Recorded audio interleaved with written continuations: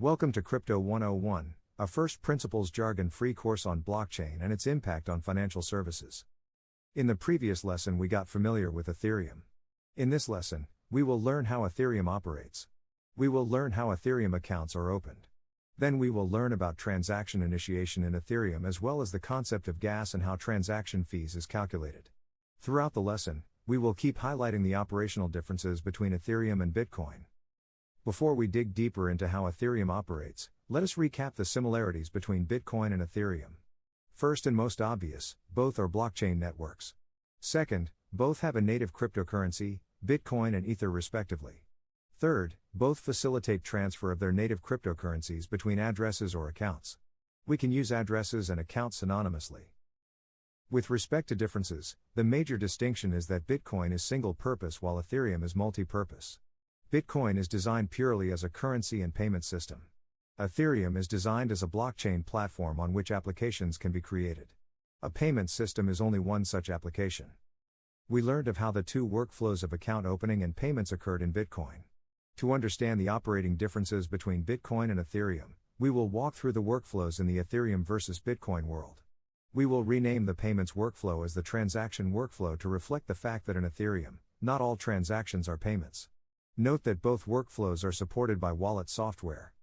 The account opening workflow is somewhat different for a currency address and a contract address. Let us begin with the currency address. Just like Bitcoin, the user opening an account gets assigned a private key, public key and Ethereum address. While the mathematical functions used are somewhat different from Bitcoin, the concepts remain the same. In an earlier lesson, I had downloaded the Exodus wallet onto my desktop. When I downloaded the wallet, the software created Bitcoin addresses as well as Ethereum addresses for me. Next, we can go to the wallet and view my Ethereum address. Note that the use of the Exodus wallet is for demonstration purposes only. A number of wallets are available in the market. On opening the wallet, I can scroll over to the Ethereum bar. I can see the Ethereum address here. This is the address I will share with someone who wants to send me Ether. If I scroll down, I can also see an Ether payment made to me by a friend. As we saw for Bitcoin earlier, the wallet also stores the private keys for my Ethereum address. I also have the ability to view the private keys of my Ethereum address on the wallet, but for privacy purposes, I won't expose my private keys. A new contract address is needed to register a new smart contract. A software programmer writes code, loads the code in a transaction and sends the transaction to a specially designated Ethereum address called the zero address. While wallet software is a common front end for generating currency addresses, programmers use specialized front ends for generating contract addresses. The transaction to create a new contract must be initiated from an existing Ethereum currency address. The smart contract address is derived by applying mathematics to the Ethereum address from which the contract creation transaction is sent. Now that we have covered the account opening workflow, let's move on to the transaction workflow. If we look at the steps in the transaction workflow, the steps remain the same in Ethereum. However, because a transaction in Ethereum may not just be a payment message, we will make some vocabulary edits. We will replace the word payment with the more generic term transaction. And instead of value transfer, we will use the more generic term, transaction fulfillment. Once we make these changes, the Bitcoin workflow applies to Ethereum too. The takeaway is that if you have absorbed the learnings from Bitcoin in the lessons leading up to this, then you have got a pretty good handle on Ethereum. In case you need to refresh your understanding of these steps, now would be good time to review the earlier lessons on Bitcoin. Next, we will cover the major differences in each step. We will begin with highlighting the differences in the initiation step. Ether payments are account-based and not UTXO-based. When you make an Ether payment to a destination Ethereum address, the balance of that address goes up, just as you would expect in a bank account. First, let us remind ourselves on how UTXOs appear on Bitcoin Explorer. I have pulled up a Bitcoin payment on the Explorer. You can see on the left a payment of about $5 that was used to make an outbound payment of $2 on the right. The remaining of $2.59 is returned as change to another Bitcoin address owned by myself. The balance is fees of 41 cents on top. We can now go to the Etherscan Block Explorer and view a payment transaction. There is no UTXO. It just shows the value transferred of $1.47. Hence, this works just like a bank account where you spend balances and not UTXOs. Another difference between Bitcoin and Ethereum is how transaction fees is calculated. In both cases, the transaction fees is paid to miners as an incentive. However, the way they are calculated is different. Transaction fees in Ethereum uses a concept called gas. Let us explore that next. Gas in Ethereum is a measure of computational power required to process a transaction. How much gas is utilized by a transaction? I can open the Ethereum yellow paper that documents the design of Ethereum and was written in 2015. This is a highly technical document, but we can skip to Appendix G on page 26, which has the fees schedule. Each row in this table represents an operation performed by the transaction. Adding two numbers costs 3 units of gas. So, if a smart contract involves adding two numbers, every time the contract is executed, it will cost 3 units of gas. The operation labeled G transaction represents the cost of including a transaction in a block. You can see the number of units consumed by this operation is 21,000. Since in a pure payment transaction, no other operations is needed, the 21,000 units is the gas required for making a payment.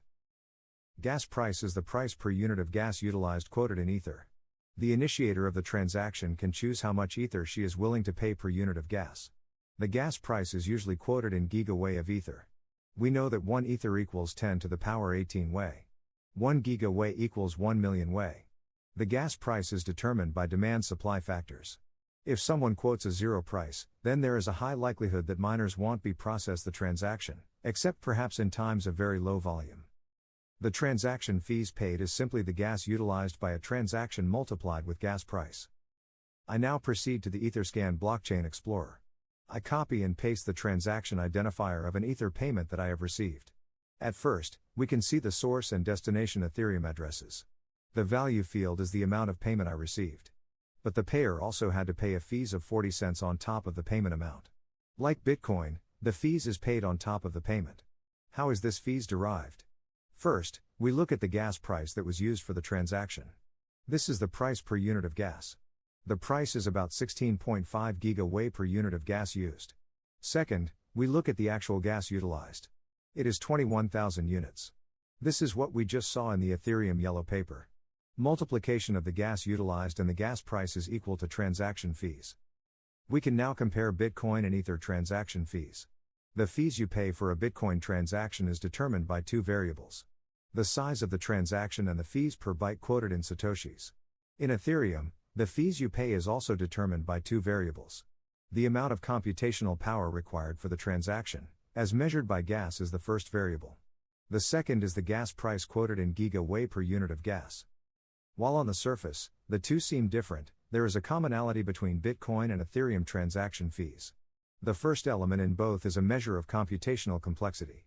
Miners spend more effort on mining Bitcoin transactions of a greater size and Ethereum transactions that consume more gas units. Hence, they are compensated for the higher effort. The second element is the amount paid per unit of complexity. It is driven by demand-supply factors. A higher fees will incentivize the miner to confirm the transaction into a block faster. So why did Ethereum make things more complex by introducing gas units? Next, we will answer this question. In Ethereum, transactions can be of different types. The computational power used by miners is dependent on the complexity of the operation triggered by the transaction. Hence, a separate measure of computational power is needed in terms of number of gas units utilized.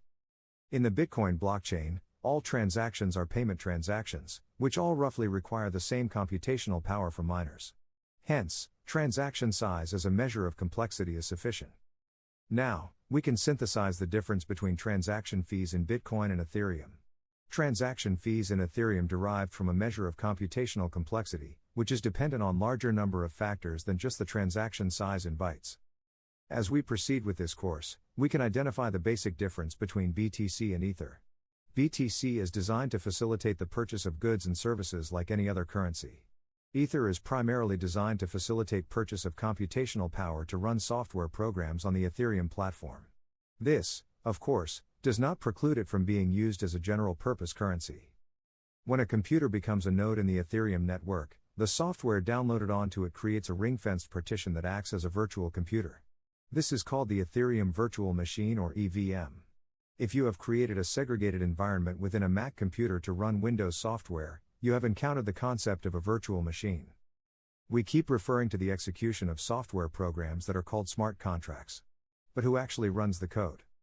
After a transaction is submitted to the Ethereum network, the EVM of each node in the network processes each transaction. For a payment transaction, This simply means recording the payment. For contract transactions, each node executes the software code and records its output. Next, we will summarize the similarities and differences between Bitcoin and Ethereum in the initiation step. Let us list the similarities in the initiation step between Bitcoin and Ethereum. First, the transaction message can be created offline for both. Second, digital signatures using public-private keys are attached to both, though Ethereum uses a different digital signature algorithm. Third, creation of the message, attachment of digital signature and broadcast to the network can be decoupled from each other. We can now also list the differences that we learned in this lesson. First, in Ethereum, payment is made from the balance of the account and not UTXOs. Second, the fees paid per transaction is calculated via the concept of gas. Let us next compare the authentication step for Bitcoin versus Ethereum. The authentication step in Bitcoin and Ethereum are the same. The nodes of the network verify whether the digital signature attached to the transaction and the public key of the source address are derived from the same private key. In case of a payment transaction, the nodes also verify for sufficiency of funds in the source address. So far we have covered the similarities and differences between Bitcoin and Ethereum in the initiation and authentication steps of the transaction workflow. In the next lesson, we will cover the transaction fulfillment step. But before we proceed to the next lesson, take a minute to review the summary of the current lesson.